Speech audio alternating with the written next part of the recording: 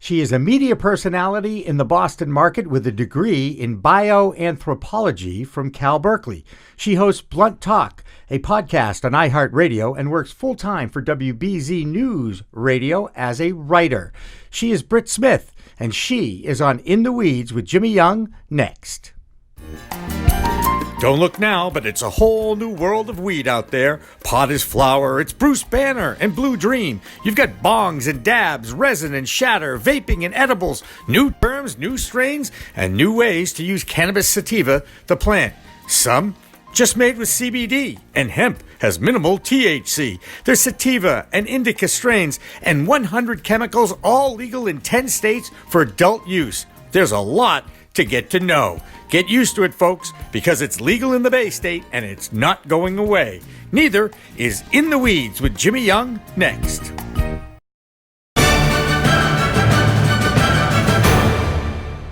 Revolutionary Clinics is just one of 49 medical cannabis dispensaries in Massachusetts, but there's a reason why it's one of the most popular. It's their patient-first philosophy. All day long, they teach, they educate, they communicate about this complicated plant called cannabis sativa. That's true whether you visit their Cambridge location in Fresh Pond at 110 Fawcett Street or at 67 Broadway in Somerville. Revolutionary Clinics, where the patient comes first. Hi, everybody. Welcome to In the Weeds with Jimmy Young, a very special edition here at the Little Park Media Studios in Wellesley, Massachusetts. I'm very excited about welcoming in Brit Smith from Blunt Talk and WBZ Radio. And a reminder that this particular podcast is available on Spotify, on iTunes. A video recording is available on the WeedTube, Pro Cannabis Media, and of course that audio podcast has now been added to C-Suite Network in addition to clnsmedia.com. Brit Smith, thank you so much for taking the time to come out today. Thank you for having me. Yeah, well, I think it's great. And we met a few months back. I was going to say a few weeks, but now I guess March is a few months, right? Yep. And I look forward to actually getting to know you a little bit more. I read your bio. I Googled you. Yeah. And why don't you tell us a little bit about your story? What is your cannabis story? That's something that we're going to be doing more and more of, and actually soliciting the public to tell us their cannabis story, which ought to be interesting, but yours is extremely.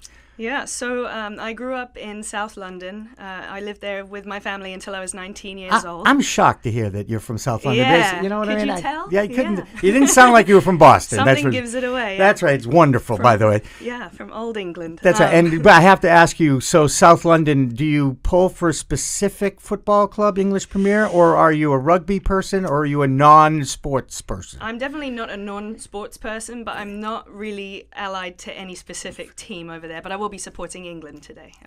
So it'd be England against the U.S. in Women's World Cup, and this is taped. Okay, so let's not give away anything. Right. Okay, I'm sorry I interrupted your life story. That's what I do. Yeah. So from the age of 19, I came over to the U.S. I had a long distance boyfriend who was in Dallas at the time, and I came over to be with him. Mm-hmm. And we ended up getting married at a very young age, and I stayed in the States.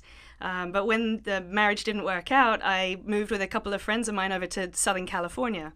And when I was in Southern California, I started working 3 jobs. I was waiting tables, I was looking after kids, I was working at a casino out there, and I was going to school part-time.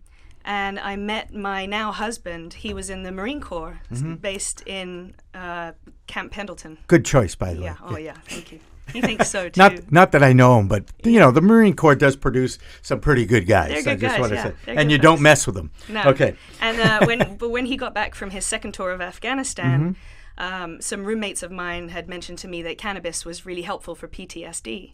And so I started kind of looking into how cannabis could possibly help PTSD when I'd heard that there was a lot of paranoia around using cannabis for medical things. And it was kind of 2014 maybe. So there was still a lot to be learned and still a lot of information coming out. But California was a great place to start my research. So there were medical cannabis doctors, and I went to one of them and I just kind of interviewed the guy and learned a lot from him. And I used that knowledge to relay to my boyfriend about maybe how it could help him. Right. He switched off pharmaceuticals and onto cannabis. A couple months after he got back from Afghanistan, I got into UC Berkeley, so we were going to be moving up north, and he was finishing with the Marine Corps. And just that transition was really big for him, getting out of military life and moving to somewhere new where your community isn't around you. It's a huge transition, and cannabis seemed to be really helping him through that change. Well, a couple of semesters in at Berkeley, I got a call from my mum back in England, and she told me that she had been diagnosed with ovarian cancer. Mm-hmm. And immediately my thought was, I know that cannabis is useful for cancer in some way. I know I've read that somewhere. And so I started to get really involved in researching everything I could about medical marijuana and how it might affect cancer. There was also a class going on at Berkeley at the time, which was specifically on cancer, just learning about what happens in cells when cancer is in the body. Mm-hmm. And I just wanted to understand kind of the beast that we were going to be attacking here. Mm-hmm. And I kept going to different medical marijuana dispensaries and doctors and just kind of on my own interviewing them because I wanted to learn more. And I didn't know that everything online was necessarily reliable information. I am shocked to hear that. Yeah, you've got to be careful. I thought Google knew everything. So do most people. Yeah. But with access to the UC Berkeley online library, in the community, I could really access a lot of marijuana news from other countries. Right. So there were a lot of studies that were coming out of Israel, Germany, Spain, and the Czech Republic was huge as well. And I took a lot of these studies and I honestly just printed them all out and sat and read them all, and I just educated myself on it. Mm-hmm. Luckily for my mother, chemotherapy really worked for her. She's now cancer-free, but I gained all this knowledge into cannabis. So when I moved out to Boston for my husband to go to school out here, and I got a job as a writer at WBZ, they quite quickly cottoned on to the fact that I was very interested in all the cannabis stories that would come through. And Massachusetts, I think it was 2017. 2016 was the ballot question? Right. Is that question 4? I moved here in summer 2017. Gotcha. And so everybody was sort of new to the world of it, and they weren't really sure how to make of it. And the guys at WBZ News Radio, they're not really that up to date with the cannabis studies, I suppose. They kind of were holding on to some of that reefer madness ideology. I'm not surprised, but keep going. Yeah. I get it. I know. They were stuck in their ways for sure. Yeah. And one day, it was a very early morning shift. I think I started at 3 a.m. Mm-hmm. And one of the amazing reporters in our newsroom is Carl Stevens. And a great guy. Who everybody knows. And talk about legends, right? Right. Absolute legend, great set of pipes. And I had his son in one of my sportscaster camps many moons ago, let's just say. But go ahead, keep going. Yeah, he's always very interested about new ideas and new thoughts and new information. And so he asked, what does CBD stand for? I'm reporting on CBD and I don't even know what it is. And nobody else in the room knew. And so did they know how to pronounce it? They knew how to say they couldn't say what it stood for. Right, exactly. Cannabidiol. They had no idea what it was, where it was coming from, how to distinguish what it was from reporting on marijuana versus the term cannabis. And it was a lot of questions. And once they found out that I knew a lot, they just started picking my brain about every story. After a few months, Carl decided to go to management and kind of turn me in and tell them. Went to bat for you. Yeah, it went well Which for me. Which is great. That's awesome. About a year and a half now, I've been doing the Blunt Talk podcast, and I just get to interview millions and millions of intelligent people who know more about cannabis than I do, and I learn from them. Yeah, it's so funny. I have a very similar story. It all started at NECAN 2018 for me. I was urged by CLNS Media to go down and do a cannabis podcast. Now, first they had to define what the podcast was. Yep. And then I took my little microphone and I got an adapter for my iPhone, and I met some very key people at that convention who are friends of mine to this day, including our sponsor, Revolutionary Clinics, and Deirdre Ravito, who everybody knows in the community. Sure. And I also met Stu Zakem. And Stu Zakem, yes, he is related to the Bridge guy. Yeah. He was his brother. Yeah. And Lenny was someone I worked with and respected. I left full-time sportscaster work to go work with Lenny Zakem for 6 months on a program called Team Harmony. And I was just tired of doing all the scores and highlights. And really, I mean, come on. I mean, sports is great. I love sports. Don't get me wrong. It's a huge entertainment. It's athletic theater. It's unscripted, all that stuff, right? That being said, and how much of an effect does it really have on our world when you get right down to it? Now, an escape and entertainment is important. That being said, went out, did all these interviews, podcasts. A year later, we're doing 19 hours of live streaming at 2019 NECAN. And I was at Springfield last week, and that time I didn't live stream. I just brought my little camera and my tripod and stuck microphones in people's faces and talked to them. Yeah. So it is a fascinating community to cover, isn't it? Oh, Massachusetts cannabis community is incredible. It's like a small family almost. Everybody knows each other and supports each other, and they really rally around kind of rights and social justice movements. Yeah, and Massachusetts has an opportunity, and they're certainly trying to grasp it to put in policies and regulations that the rest of the country might follow once they fall in place with a legalization. Like recently, Maine, the governor finally signed on. Illinois, it came through, and I believe there's a couple of other legislative initiatives that are out there as well right now. Let's go back to the cancer thing for a second. Sure. I have a theory, and I've actually run this by an oncologist, and I'm going to throw it out at you because you are by far more educated on this than I am.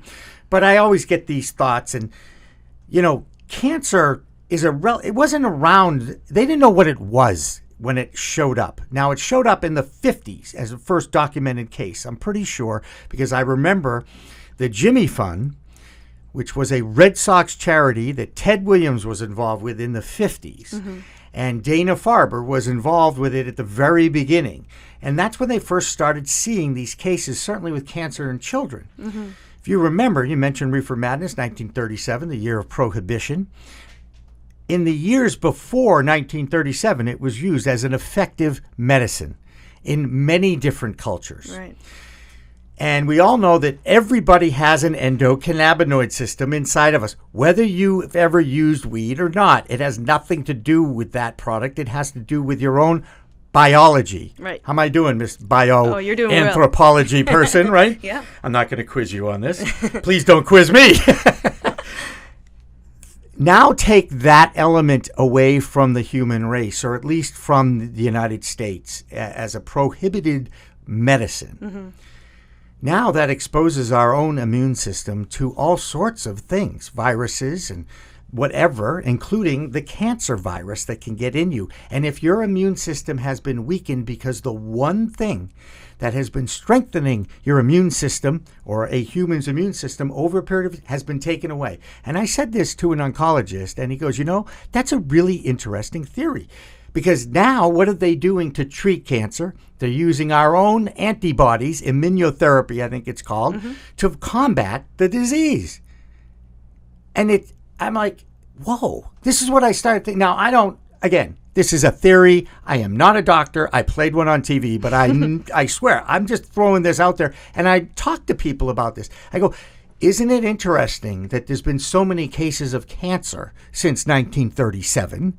And our bodies have had to adapt to whatever environment we're in. We know we're exposed to carbon dioxide and, all that neat stuff. But what if we had it legal the whole time mm-hmm. and we had this available to us and we started using it medicinally throughout our lives? I wonder if we would see as many cases of cancer today as we've seen. And you're shaking. It's not a bad theory, right? It's an interesting idea. I do think it's worth an interesting talking about. Idea. Let's discuss. Yes, let's discuss it. Now enlighten me as a bioanthropology magna cum laude graduate from Cal Berkeley. Sorry. Okay, all right. I would like to poke some holes in this theory. Okay, go ahead. So I think that the concern that the lack of cannabis may have made cancer proliferate is seeing things that correlate and assuming that they're causal. Mm-hmm. Correlation does not equal causation. Right. So the removal of cannabis from the American masses does not necessarily mean that caused the cancer. On the other hand, it could mean that more cases of cancer occurred. There's no way for me to tell. Right. None of us can tell. The other thing is that before 1937, I'm not a medical historian by any means, but I don't know how well they could find out that cancer was the culprit for people's deaths. Right. There could have been just the same amount of cases of cancer, but they just were undiagnosed because medicine wasn't as far along back then. Right. And they could have said natural causes was the cause when it really was cancer, but they didn't know. And I get that. And that's a good hole poke, by the way. That was good. Yeah. Anyway, that's my theory. I thought that was an interesting one. I thought you is. might be intrigued by it. Yeah. Let's talk about media and weed for a second. Sure. We sat on a media panel at NECAN together in 2019 in Boston, and Dan Adams from the Globe was there. Right. And Kristen Gordon from New York was there, you and I. Mm-hmm. And, you know, it's been really interesting to me creating a media company that's really dedicated to telling the stories of those in the cannabis industry through their own words. Mm-hmm. Because when I look at traditional media, and yes, I will consider WBZ radio as traditional media. Oh, sure. There is a lack of knowledge. And that's why all those guys, all the reporters who were talking about CBD kept coming to you, because they saw you as a knowledgeable person when it comes to that.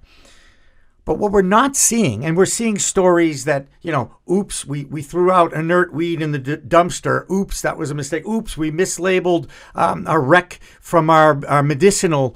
Oops. There's a couple from the other part of the world that came in and had too much of an edible and ended up in the emergency room. Yeah. So all those kinds of stories lead the news. Absolutely. Yeah.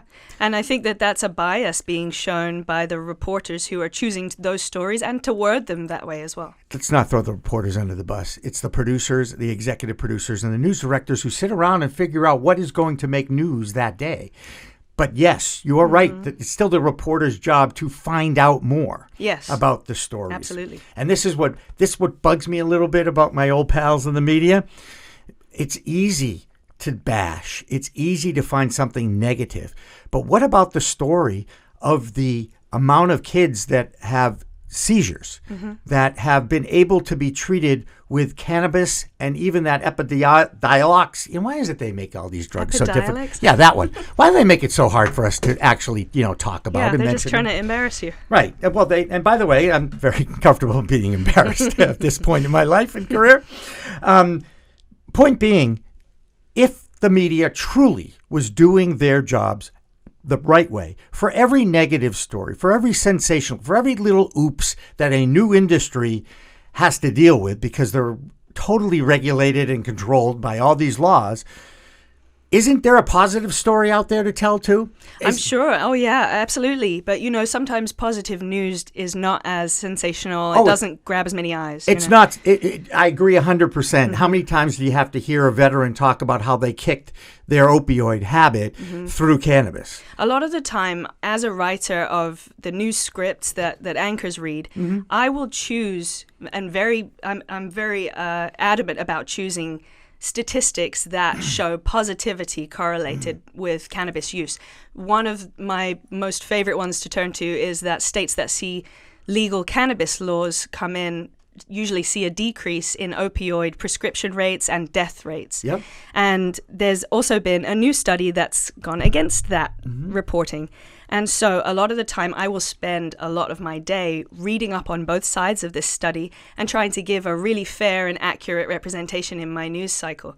That being said, I'm somebody who works in the general media who is really interested in cannabis. Right. I think that most people that work in general media are general assignment reporters, and they're not that knowledgeable, and B, they're not that interested to go into in-depth really studying this subject. Right. And again, I don't like to use the word lazy, but it certainly is easier to cover something you're comfortable talking about than something you're not comfortable talking about. Sure. I think we can all agree on that. Oh, yeah. And there are so many stories.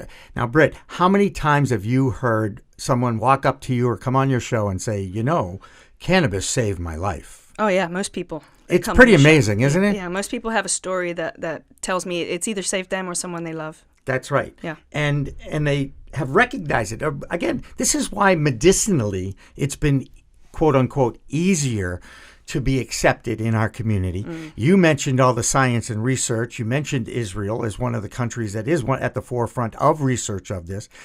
But I also cringe a little bit when I hear, we have to legalize it. We can study it more. Now, I know for a fact that there have been thousands, like 29,000 studies on cannabis by the substance abuse community in this country because they were looking for the effects on humans. They were looking for the harms. Yes. They were commissioned to look for harm. Yes. So Only 4%, by the way. Right. And do you know how many studies have been done on opioids that I found out? I don't. Under 1,000. Really? Now think about that for a second. Here, and again, it has to do with the fact that it's been around a long time, and the substance abuse community is always looking to find out what's good for us, what's not good for us, whatever. I don't know if you saw the recent study about Colorado and the decline of cannabis use by youth. I did, yeah. Isn't that cool? Yeah. And by the way, that does not surprise me, because when you educate children about adult products, okay, they're going to learn, hopefully from those adults, that there are adult products that you can use responsibly in moderation. Yeah. But moderation is not something that young people, that's not a word that they're comfortable with, because after all, mom and dad out there are putting these boundaries on them. Right. And your job as a child is to break those down. push those boundaries, right? Just push them out there, because Mom told me I shouldn't touch that stove that's hot, but I want to experience what hot really is. Psh, ooh, that's hot. Yeah. Right? Uh-huh. And so I'm actually encouraged by that study, because one of the first rejections, one of the first walls that goes up with anybody having to do with the cannabis community is, what about the kids? Mm-hmm. Okay? Now, I've worked with kids my whole life. I love kids. I have a kid, in fact. Okay? Now, he's bigger than me, and he's 28, and I'm very proud of him. That being said, he learned about cannabis growing up. Right. And now he doesn't use it. He doesn't like it. And by the way, that's okay too. I think education is such a key component to not only reducing youth use, but making sure that adults that do use it properly, store it safely, keep it out of reach of young kids.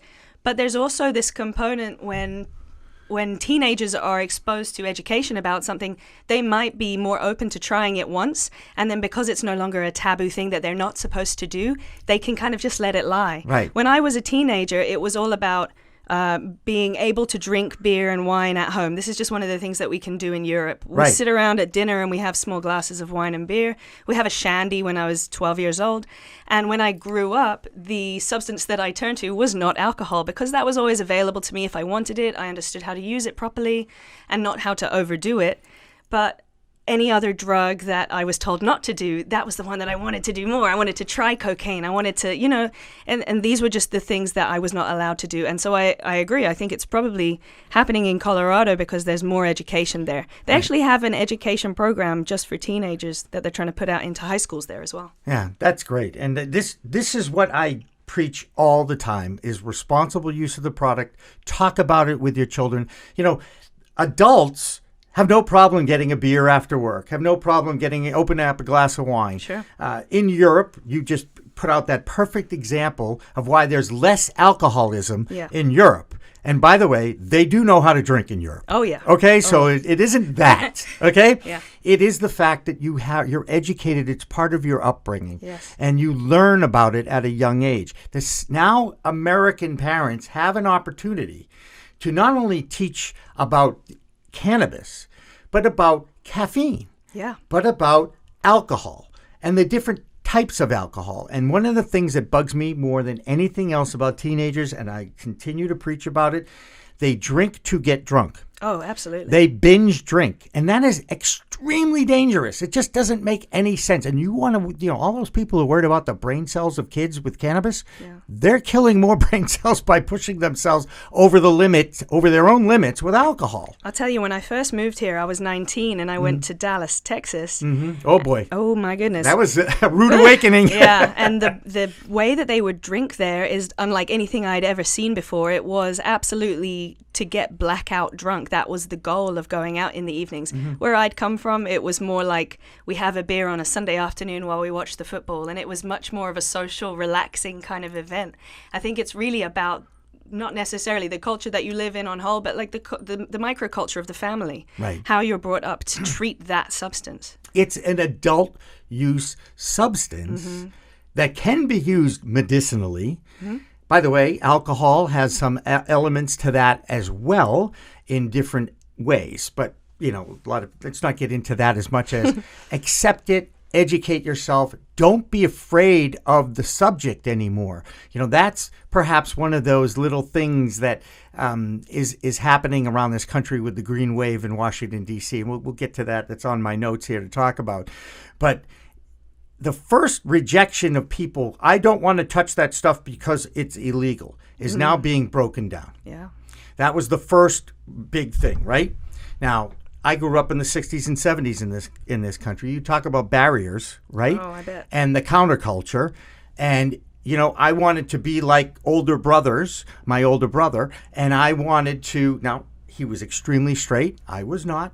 But that being said, I wanted to push the envelope. Yeah. I wanted to see what it was like, because every time I had a beer or two, I would get sick. Later in life, I find out I'm allergic to hops. That's it. Right? Yeah. So, but you don't know that in 1974. Yeah. You're experimenting. And by the way, the drinking age was 18. Oh, right. When I was 18. I moved into Tufts University on my 18th birthday. Oh, that's drinking terrible. age was 18. When I graduated, the drinking age went up to 21. Oh. When I was 21. Thank you very much. I live under a great star. Anyway, let's talk about the social equity programs and what's going on in Cambridge right now, because there is a civil war going on in Cambridge. And one of the neat things about this, and I know you get it too, it's democracy. It's capitalism, it's politics, it's chemistry, it's science, it's everything that we touch. And in Cambridge, you've got what the medical dispensaries thought was a friendly city council. Sure.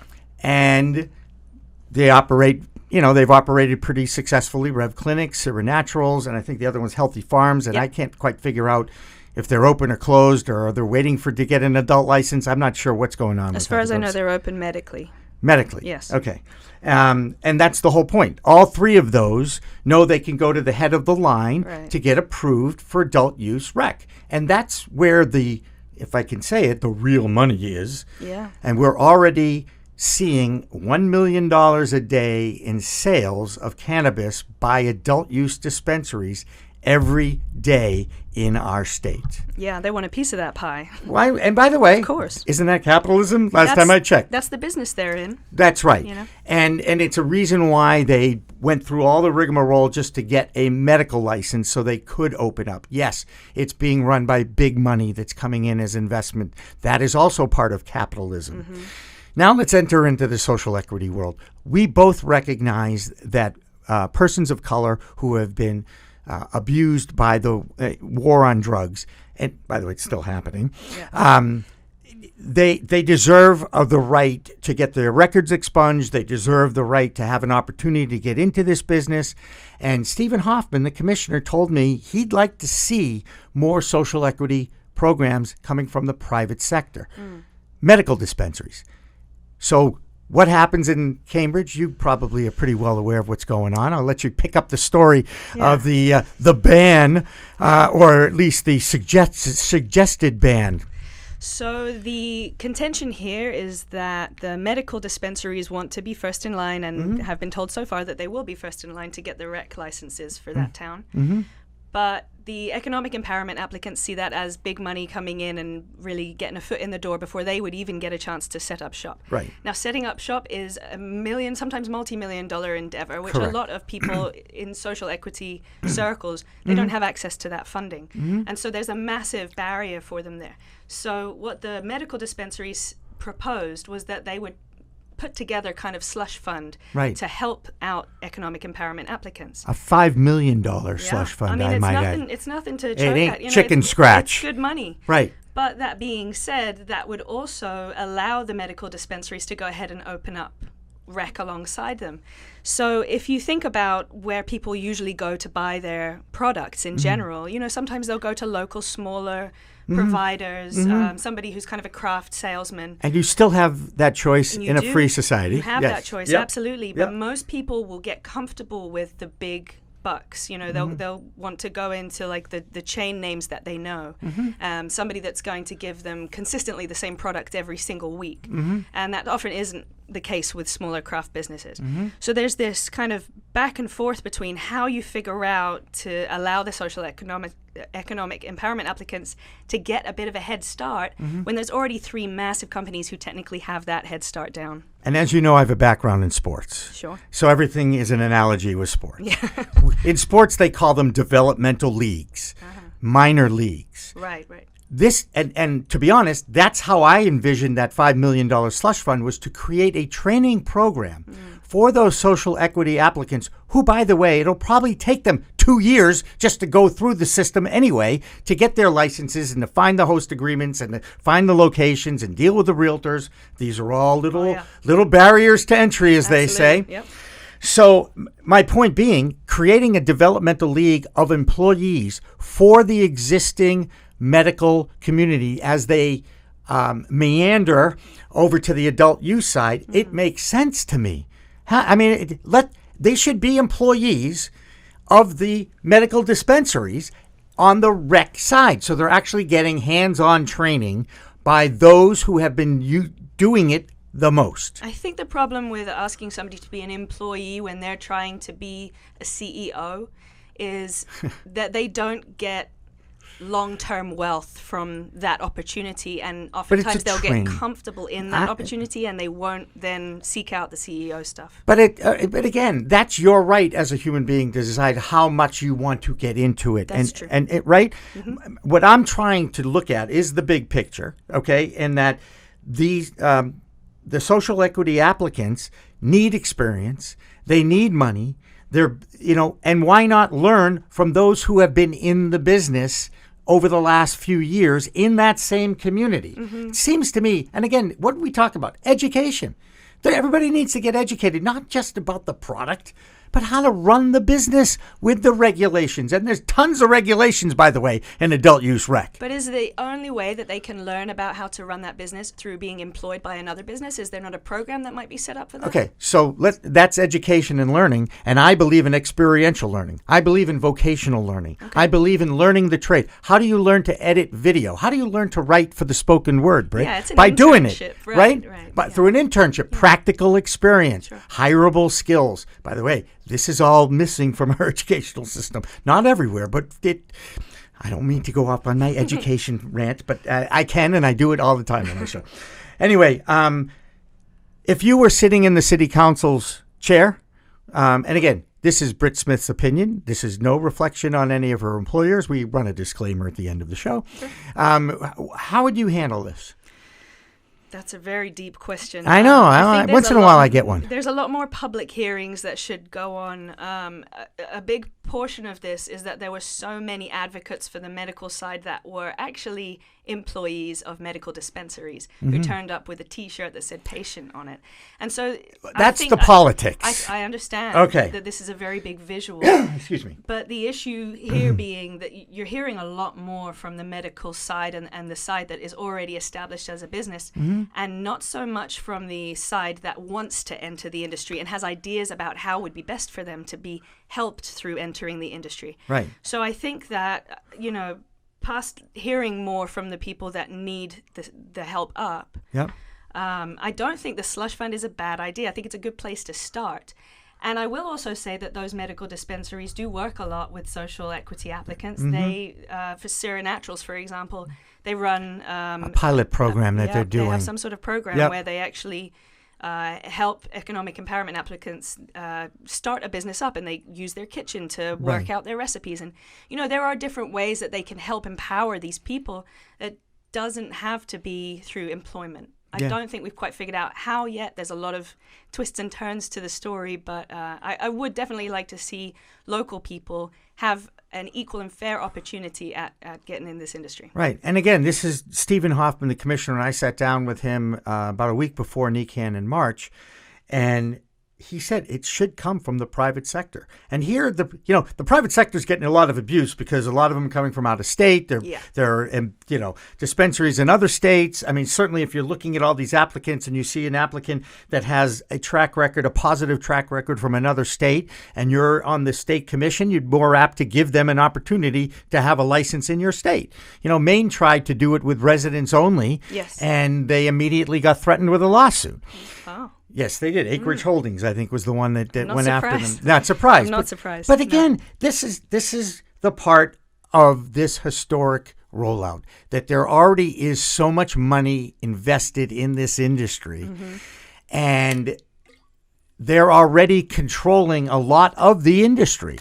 So again, It's not easy to slow that train no, down. it is not, especially right. Exactly right. But anyway, it is what it is. Let's go to Washington, D.C., the nation's our nation's capital. I've heard of it. Yes, I'm sure you have. I got to go down for lobby days in May with the NCIA and hung out and talked to some of the lobbyists. It was a fascinating experience for me. And they've done an amazing job of moving the needle forward. What I'm amazed at the most, I use amazing as a big word all the time, how many thousands of bills are involved with cannabis that have sprouted up. Oh, I like that. That's a good one. That's a good one. Sprouted up.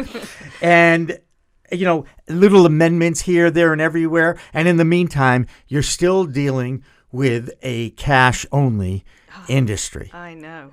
Barney Frank, who was sitting in our booth at NECAN, said, why don't they just pass the safe banking bill, let the banks get involved? If they decriminalize it on the federal level, that also takes a lot of pressure off the local banks who are afraid of the DOJ. And now the DOJ, of course, has come out and said, hey, we won't mess with you guys. If you're in a legal state, they're saying that. That's what they say. That's what they say. I'd like to see it written into law. Yes. I wouldn't trust it unless it would be. See, that's one of my biggest problems in business. I need to get everything written, don't I? Yes. I can't just trust what I read online and all that. No. That's what they said. That's right. That's right. So, I get politics. We talked a little bit about politics. I don't like politics. I think that Who does? everybody has an agenda, a personal agenda, and they attach it to one bill. That the premise is open the banking industry to a huge billion-dollar industry in your own country. Yeah. The fact that they are still arguing about this and haven't got that passed, even though I believe they have something like 240 representatives in the House saying, yes, we're going to vote yes on this. Yeah. They really want to get it to 300. So when it goes to the Senate can't stop it. That is absolutely one big issue, but I think that you're probably missing the fact that it's coming up to a 2020 election and they want a little bargaining chip. And it will help a lot of people get elected if they can point to this bill that they say, I'm backing this bill and they're not. Us versus them.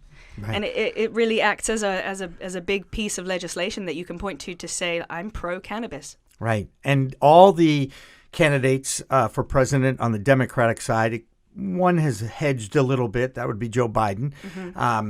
But they all are pro-cannabis. They see the fact that this has been the war on drugs failed. Yes. And there was a whole bunch of people of color, that have been victimized by this. And all of those candidates believe it's time to expunge those records and move forward and give them a chance to rehabilitate.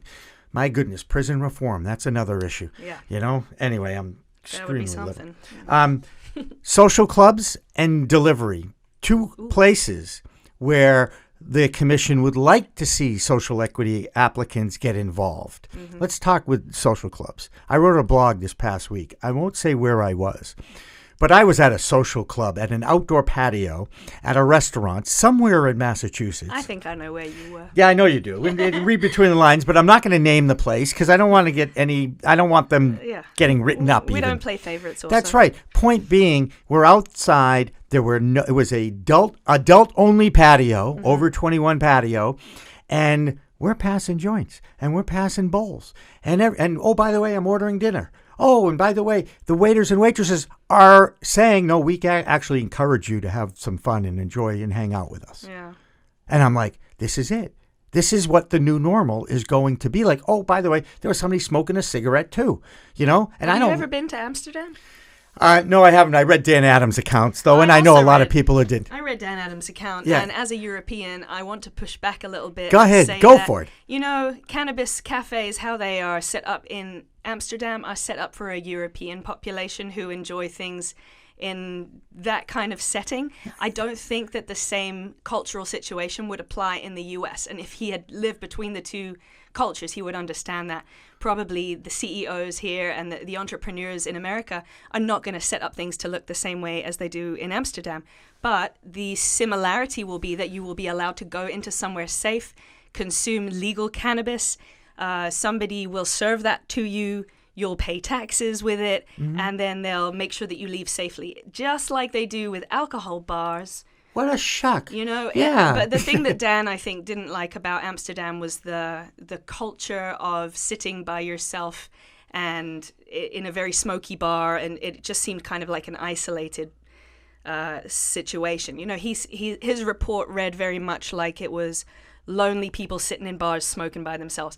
I would like to point out that in the US, not all dive bars are frequented by everybody, and not every single bar looks like a dive bar. Similarly, in Amsterdam, not every single cannabis cafe looks like that kind of sad, shady-looking mess. You know? Right. And the thing is, once the legalization has happened at the ballot box, people easily just kind of say, you know what, it's legal now. It's okay. How are we going to live with it? Yes. You know, the law enforcement people do not want to worry about people, you know, carrying a joint or two or under an ounce. They just don't. They have better things to do. They have much better things to do, for sure. Delivery for rec. One of the biggest issues, one of the biggest stumbling blocks are the body cams that they want the delivery people to wear. Isn't that pushing up against privacy a little bit? I believe so. Commissioner Title also effectively believes so. Yeah. She's very much against the idea, because the problem would be your delivery guy would come to your door and record you inside your home, pretty much. I mean, they would have a view into your house. Yeah. And that's a big privacy issue. Yep. I think that if they're checking IDs at a brick and mortar store before you get to take part in the delivery option. Which is how the medicinal community works. I have had my medicine delivered to my house, and I put in my order. They delivered it the next day, and did you need to be watched by a camera to make sure that everything went okay? Well, as you know, I do love cameras, but in that particular case, I didn't care whether the camera. There was no camera, and it was perfect. It was a private transaction for medicine between a dispensary and a patient. I'm just wondering what they think the camera will be looking for that needs to be watched over. It doesn't quite make sense to me that every single transaction of a legal delivery system needs to be watched. It would be like, have you ever tried Instacart, where people come in, or like Postmates, you know, they'll drop off your food to you, the groceries. Yeah. Those are legal agricultural products. You know, you're buying some apples and some lettuce or whatever. Yeah. Do you need somebody to watch that goes okay and that they don't just, you know, beat you up on the spot and take all your money? No, because you're assuming that the person that you're delivering to wants the product. They've already paid for it online. Right. All you're doing is handing it over to them. I don't believe that needs to be watched. Right. And after all, you can't even get into those dispensary websites unless you click you're over 21. Oh, yeah. They don't check IDs on the internet, do they? No. Do you really think that every single person? I know if I was a teenager, there is no freaking way that I wouldn't admit, I'm under 21. Shouldn't be here. Yeah, but going on the website isn't buying the product. It's the first step to seeing what's available, let's just say, because that's the whole point of the internet. You can also see adverts for beer on TV. Yes, you can. You know? Oh, no, totally. You can see products. It doesn't mean you can get a hold of them. Correct. Absolutely not. And that's why they card you. That's why we have liquor stores and all that. And again, adult use products used responsibly in moderation, it's okay. Yeah. It really is. Okay? You turn out like me. Anyway, CBD and the FDA, that's another thing on my list here. Yeah. Did they screw up the Farm Bill or what? Oh, man. That thing is not like easy to figure out. Like it goes against federal law about the Controlled Substances Act. And so it's really one law in conflict with another law. And so there's this big gray area where we're still trying to figure out the nitty gritty of what we're really allowed to do with CBD. Nobody really knows yet. Right. And I feel bad for the hemp farmers. I feel bad for those who have been out there and have already, sunk a whole bunch into a field and, want a crop so that they can actually make money off their. That's farming. Last time I checked, right? Oh, yeah. And it's, now the FDA is getting pressured by senators and by other congressmen. You guys, they have to give some guidelines. It's ridiculous what's going on. What the FDA says is they point to the DEA and say, well, these guys, this is the problem. They're the holdup. They have to agree with us. And it's so many agencies have to agree on the same thing. If this just changed at the Controlled Substances Act, right, it would trickle down and, right, and we'd have kind of a clearer picture of CBD. There have been a few movements towards getting it descheduled too. Already some committees, and the DOJ was involved with one of them recently. But, putting it into a beverage or putting it into a food, and again, if you're only putting 5 milligrams of CBD in, I've talked to a lot of doctors, that's really not going to be that much of a difference. That's what I've heard, yeah. I've heard as much as you got to have, let's just say, more than 5 milligrams inserted into your food to have it to have any positive effect anyway. And the placebo effect is so powerful anyway. So why doesn't the FDA learn about this and understand that, let's just limit it to 10 milligrams of CBD in any food or beverage product. We know that's a safe dose. Now they're like, oh, well, it hasn't been studied enough. Come on, people. It's a non-intoxicating additive to a food. Yeah. I'm not talking about the entourage effect. I'm not talking about THC and how much, CBD and THC working together and all that. No, I'm not talking about that. I'm talking about straight CBD from industrial hemp, the Farm Bill in December that was passed. I mean, it's just amazing to me how they have screwed this thing up. Yeah, there's actually also some concern about whether they might have inadvertently legalized the THC that's found in hemp, but not THC in as a whole, and so only if it's sourced from this plant versus this plant. The truth is it's one plant, right, and it's just been kind of sectioned off into hemp or marijuana, based on its usage and based on how much THC it has in it. And right. It's such a gray area right now. It's very difficult also to report on it because I find that I put out information and then the next day it's changed. Oh, and I'm like, God. I feel like I did that wrong. Right, no, but you don't have to. You're basing it on the information you have at that time. Yeah, we're all in it together. That's right, and that is important, by the way. Lastly, I want to talk about Boston and the lack of open dispensaries in the city of Boston. Oh, boy. And here is the reason why I think that's going on. Now, granted, I understand there's quite a few applicants out there. They're all in line. They're in queue. They're trying to find the right spots around town to put them in. And, sometimes 10 feet can make all the difference in the world. I think that was Everett and Saugus or something, right?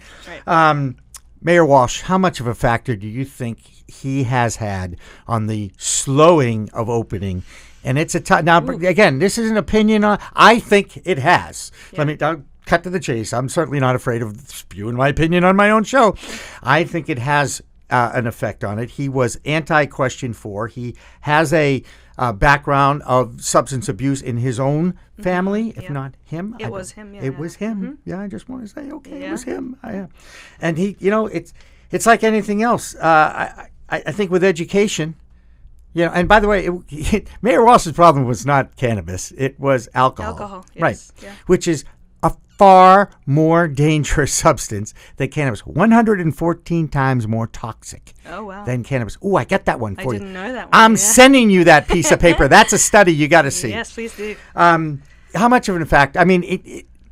Look, Governor Baker wasn't for it either. Right. It's one of those necessary evil weeds that he's had to accept, right?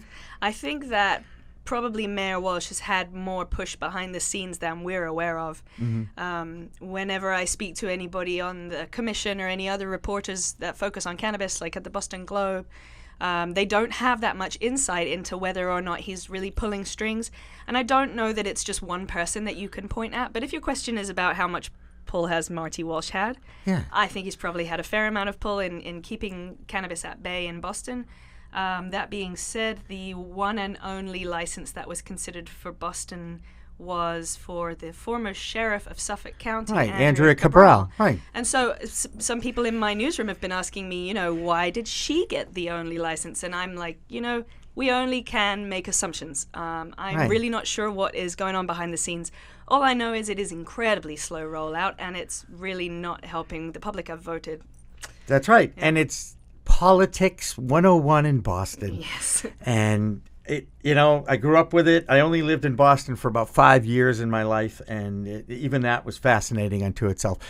Brit Smith, I could talk to you for hours, but we both have a game to get to. Yes, all right? Do, yeah. Don't.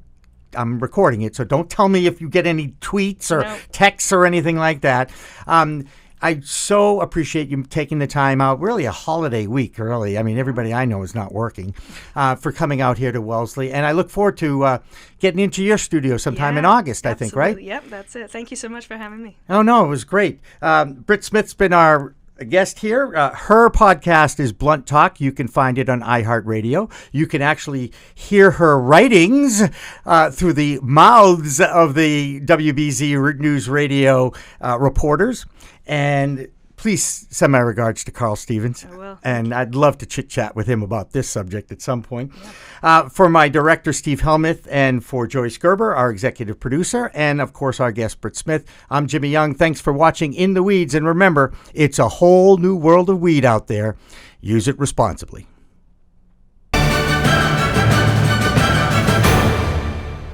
Revolutionary Clinics is just one of 49 medical cannabis dispensaries in Massachusetts, but there's a reason why it's one of the most popular. It's their patient-first philosophy.